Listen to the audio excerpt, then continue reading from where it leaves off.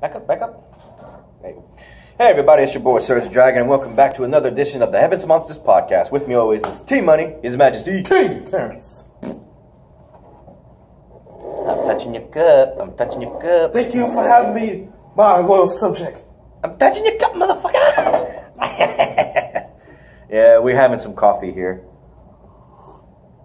All around coffee. I'm looking at my other coworker. Hey, make sure.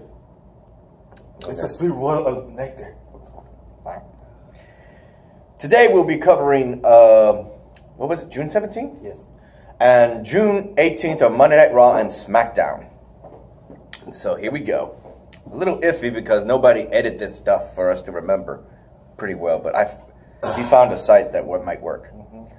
Starting off, we do have the info of what kicked off Monday Night Raw, and that was Elias actually showcasing he was going to be the referee for the Universal title match between Seth Rollins, the champ, and Baron Corbin, the challenger, who's asking around who's going to be the official special guest referee. And from out of nowhere, in the dark, Seth Rollins, the champ, hits him repeatedly with the same chair he attacked Brock Lesnar and Sami Zayn with, and issued one and only, or should I say, first and last warning. Anybody who actually agrees or sympathizes with Baron Corbin will be attacked. From outside source, it sounds like Seth Rollins the heel, but he's not the heel. That's what's funny. It's funny because you see what he's taking a page off of John Cena's book. When he was in the Thumonomics era? No, that's called when you're acting like that, by hitting your opponent with a steel chair. That's called ruthless aggression, my friend. That's what I said when he was in Thumonomics. Dr. Thugonomics, bro. There you go, Dr. Thumonomics. That's just a name people call him. That's the era I call it. When he was rocking that gimmick. But in which case, it wouldn't stop there. They would have to get a new referee, and people just kept lining up. Anybody who was talked to him, or Baron Corbin himself, would be attacked with a chair, such as Baron Corbin, EC3. Eric Young was just talking with him, and then he got attacked. Apparently, he has history, good friendship history with Seth Rollins. That didn't stop him from attacking him. Goddamn. Wee. So it's just one assault after the other. Okay, I guess I'll mention that later. We would have an interesting concept because later that night we would have Seth Rollins versus Daniel Bryan, one half of the Smackdown roster's tag team champions, which is the first wild card to be mentioned. And of course, we would have the women's Smackdown champion show up as well. That's the second. At this point, I'm starting to think it's more than 4. Why don't you say match cards? They don't use wild card no more. No, that's what I call it. They call it wild card still. The commentators call it that. Yeah, but I call it shake up sometimes. Yeah, but they're not supposed to say that. They go off script. Yeah. That's what Vince calls it. That's what I'm sticking with. Yeah. Anyway, many people just kept showing up, including New Day. All 3 members of New Day. You had the team of Planet's champions. You had Bayley. What the heck? That's 6 people right there, and there was more. Including Elias, who was technically the first wild card. And that's 7 people. What the? I thought people were going to be suspended and fired if they kept coming without being introduced. I guess Vince is loosening that wild card statement. Well, Vince man doesn't know anything about it. You know who's doing it? It's Triple H. And Shane. No, Shane Man is... Shane was doing it with SmackDown, okay, I'll tell you that much. Okay, but Shane Man is different from Triple H. He's a McMahon. When they first mentioned it, they said that since Elias was with them on Monday Night Raw, Vince said that's the exception. Yeah. He's with Vince. Yeah. And then freaking Lars Sullivan got in his face. He made it from 3 to 4. He's like, well, you know what? We're going to make it 4. Here's something I'll tell you when you read it. Like, he gets permission from Vince. Triple H don't. That's how, and that's when they had the argument at that time. Triple H got frustrated when Vince McMahon told him not to do this and do that. Well, speaking of Shane McMahon, he has yet a continuing celebration for being best in the world. Got that champagne. Got the tag team champions of Raw, the Revival, along with Drew McIntyre, and certain people like Heath Slater actually tried to get in there to ask if he could get some sort of raise contract or something. And he just turned them down and said, get out. I'm like, oh, poor Heath Slater. He's got kids. Okay. That's his gimmick. He's got kids. Heath Slater, here's the thing.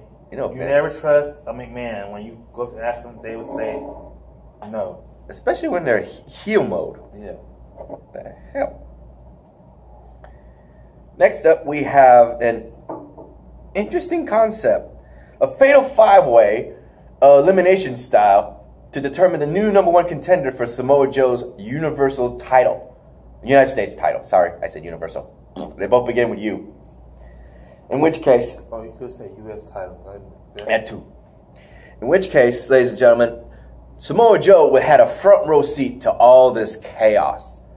First and foremost, Cesaro and Bobby Lashley were defeated in that order thanks to the monster among men, Braun Strowman, who then had to deal with them. They were already eliminated, but they came back in the match to beat the living hell out of Braun Strowman.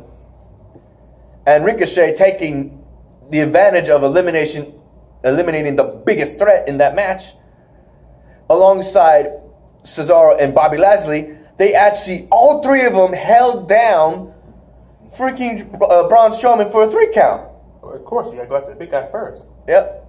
All that was left was Miz and Ricochet, but not before Braun Strowman retaliated. First, manhandling and tossing Ricochet over the ropes to what would be considered a 7-foot drop right onto Bobby Lashley, and then he flungs Bobby Lashley, and that guy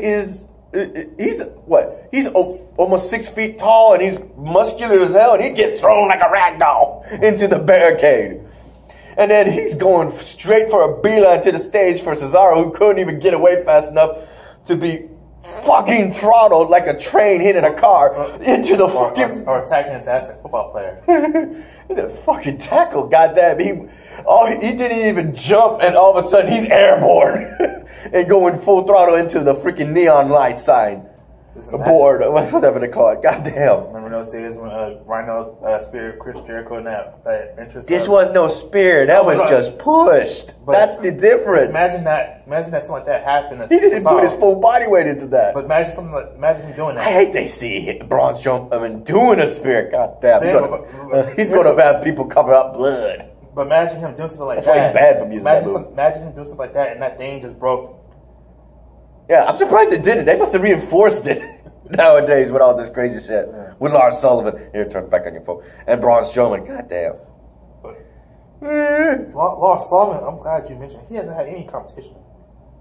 Yeah.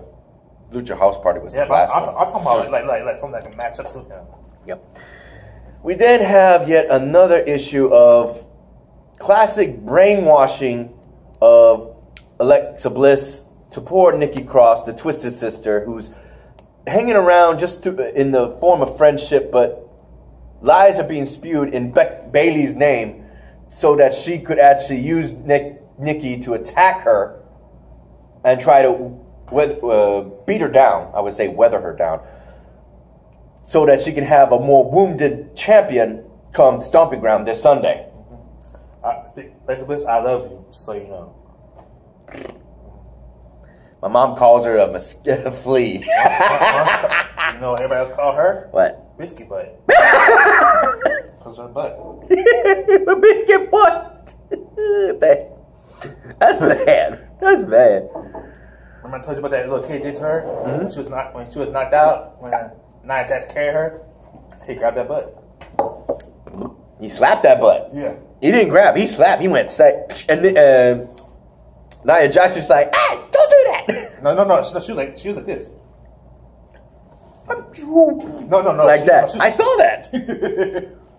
No, she had her on her shoulders when she did that. And she went. It was a kid too. Yeah, and then Nia Jax was this. I saw that. I rewinded it several times just to get the reaction on everybody's face, including one who was on the shoulders of Nia Jax, Miss Alexa Bliss. That was funny. Well, they would have a chance before we get our topic and race the 10-minute mark here. We have the Iconics fighting and accepting the challenge of Nikki Cross and Alexa Bliss. And Bayley, the Smackdown champion, women champion, had a front row seat near the ramp.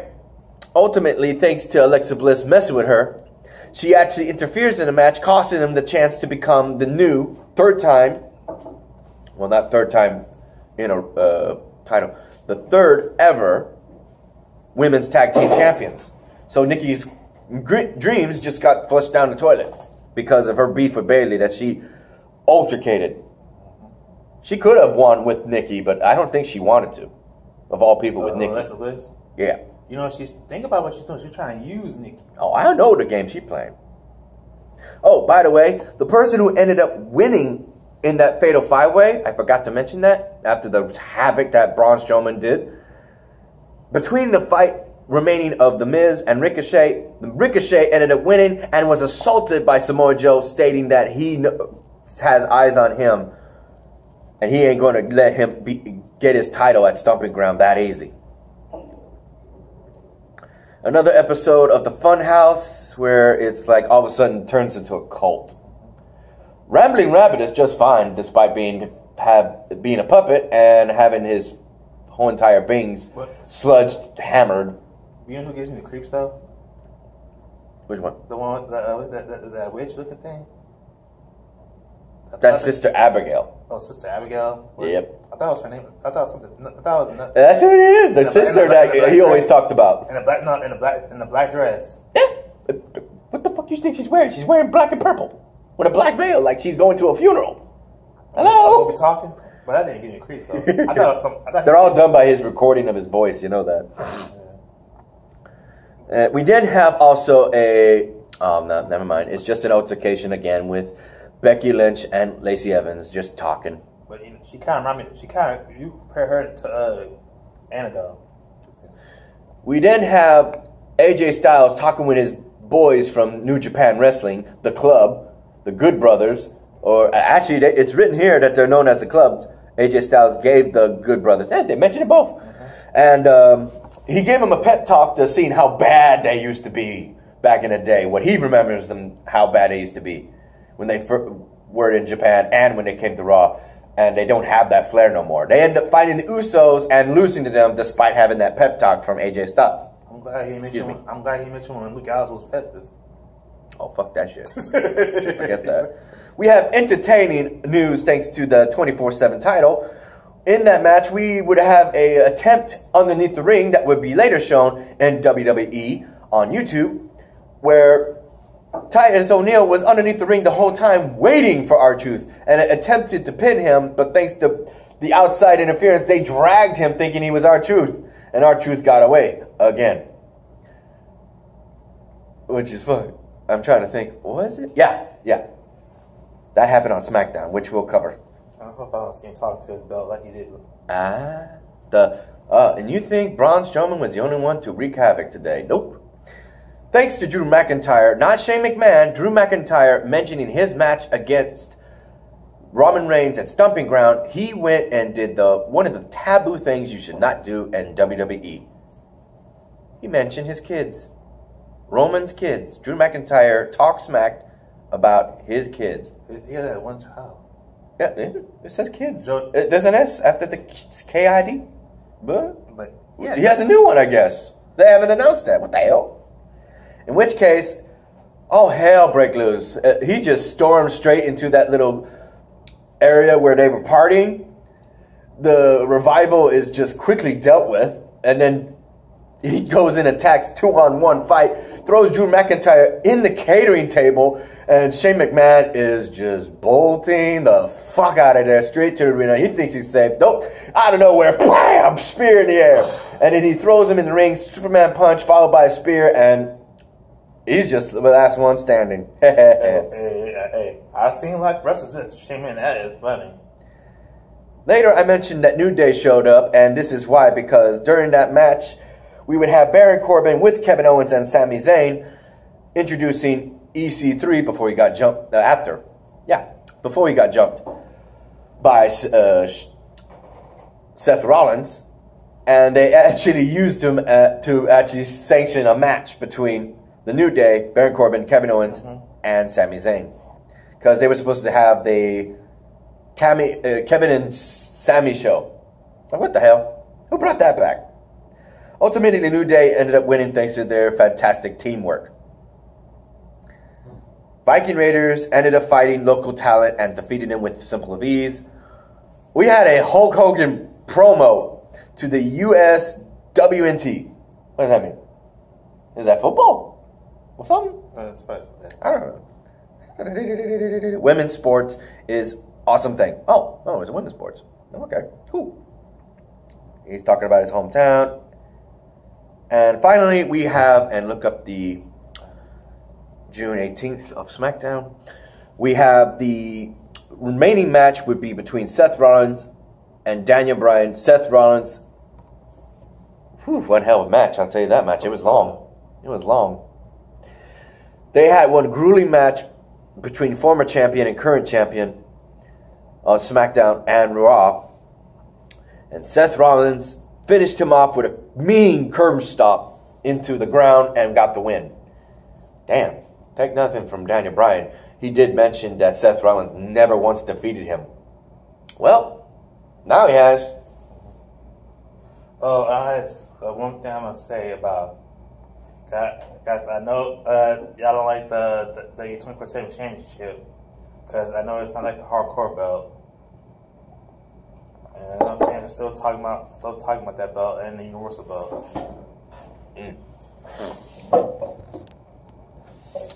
In which case, we opened the show with SmackDown with the New Day. Did you do the shout out? Oh yeah, thank you.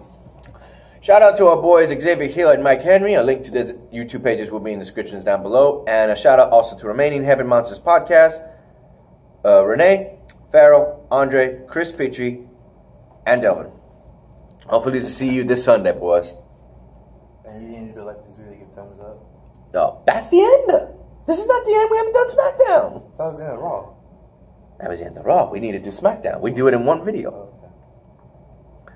In which case we have the Kofi Kingston doing a celebration with his boys Biggie and Xavier Woods before they were interrupted by Dolph Ziggler. And it was just mean trash talk. Just both of them didn't look happy one bit. Like, damn. We didn't have a lineup to actually have people wanting to be the special guest referee for a main event match involving the Universal title belt.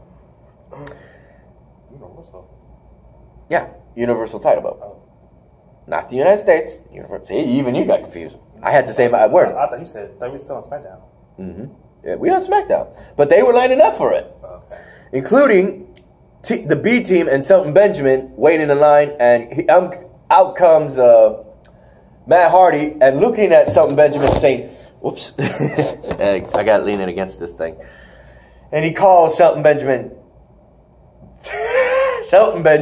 he calls him Senior Benjamin. It is your turn. He says, that's Mr. Benjamin to you. Referring to his helper. We then have Bayley, and I don't know how they did this, but they did.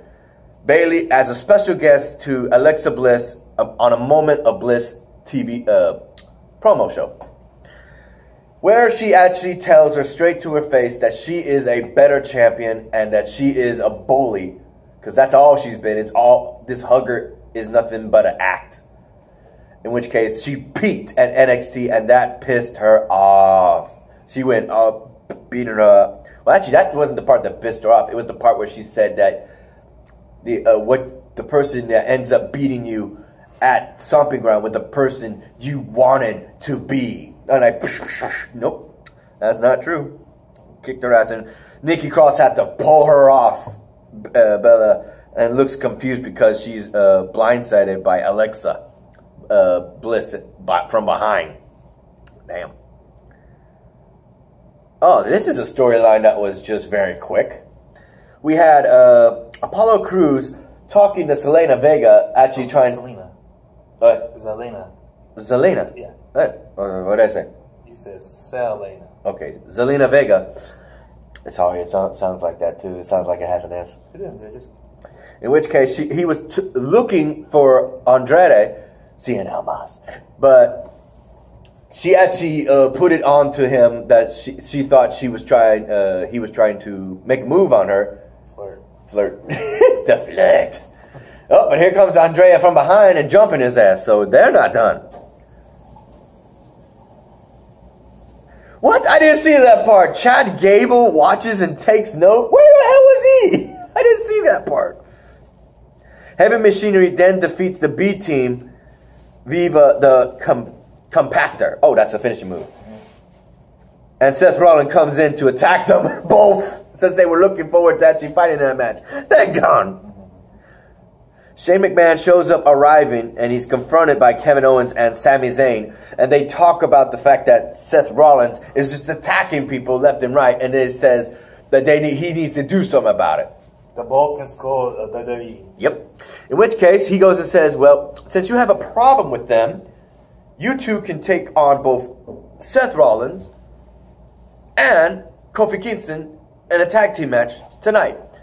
And they're like, that's not what we wanted. That's not what we wanted. They needed to be punished. And also they were mentioning something about that they were acting like cowards attacking from behind. Who does that? They said. Kevin Owens and Sami Zayn. Exactly. And they did it to each other too. What the fuck?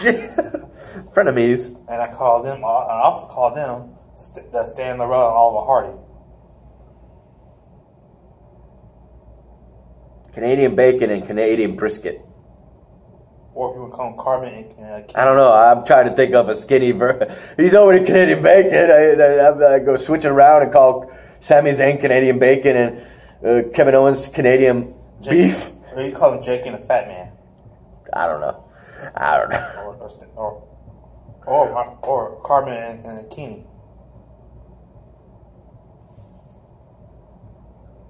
Yep. And we didn't have The Miz badmouth freaking Shane McMahon again, showing him those clips where Roman Reigns just wrecked everybody, and the most embarrassing scenes of Shane McMahon. That was just funny. Sadly,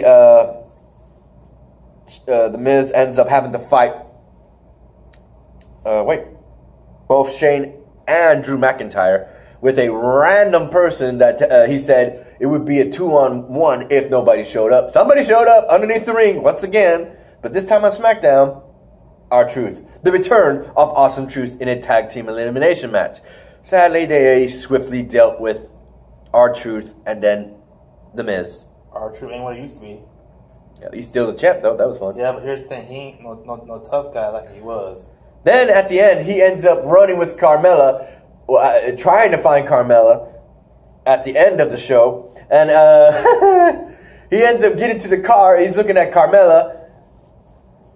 And it's not Carmella. It's Drake Maverick, general manager of 205 Live. He says, sorry, Truth. What? He tries to get into the car, which belongs to that referee that was there. And he pins him 1, 2, 3 and becomes the new 205 Live, 24/7 champion. And takes it to 205 Live. Or, should I say, his wedding. I'm getting married! And he Grand Theft Autos the referee's car. He says, that's my car! That's Drew! That's my car! That's my car! And he says, R-Truth is baffled. Not by the fact that his title's taken, but this is what he said. Damn! I didn't know Carmella is getting married! Why didn't she invite me?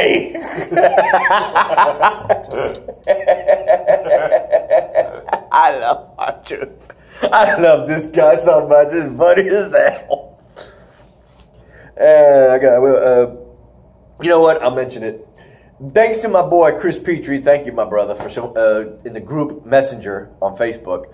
We actually saw the result of his wedding. He married an Indian woman. He had an Indian style wedding. Holy shit! And then he got pinned by R-Truth. He's like, sorry, honey, I said, my wedding! And sometimes it's usually not, Well, let's put it like this: usually you can't do that, but sometimes. But it's anytime, any place. If the parents accept you. Mm-hmm. In which case, this is funny because I thought he was going to go and bring that title to 205 Live, the show, and everybody's going to be knocking on the door. Nope, that didn't happen. He didn't even get the chance to. Thank goodness. General manager having the title that anybody can get their hands on. What chaos would be at his door? Hell, waiting at the freaking parking lot. Goddamn. R-Truth made him dodge several bullets. And it just took the one. I was probably seeing him disguise himself. He was at his wedding. Oh yeah, he did disguise. You're talking about R-Truth. Him and our Carmelo were disguising themselves. That was funny. Mm-hmm. Also, we would have the Iconics backstage talking with Paige and her teams, the Kabuki Warriors. Asuka and Kairi Sane issued the fact that they're going to be fighting in Tokyo, Japan for those tag team titles. Actually, for a shot at those titles. So if they beat them at Tokyo, Japan, they'll get a shot at Battleground this Sunday. So hopefully Paige's team is who I'm voting for to be the next tag team champions. You're voting for Fire and Desire. Definitely. You and Xavier, I know for a fact. See you on Monday. In which case we have Sonya Blaze and Mandy Rose are backstage eating donuts when Amber Moon slaps the donuts out of her hand because they just talking trash. And even Carmella is looking for R-Truth after her match. Which was with who exactly? Hello? Where was the match? She was looking for R-Truth, but I guess she didn't wrestle. She was backstage while he was under the ring. That's right.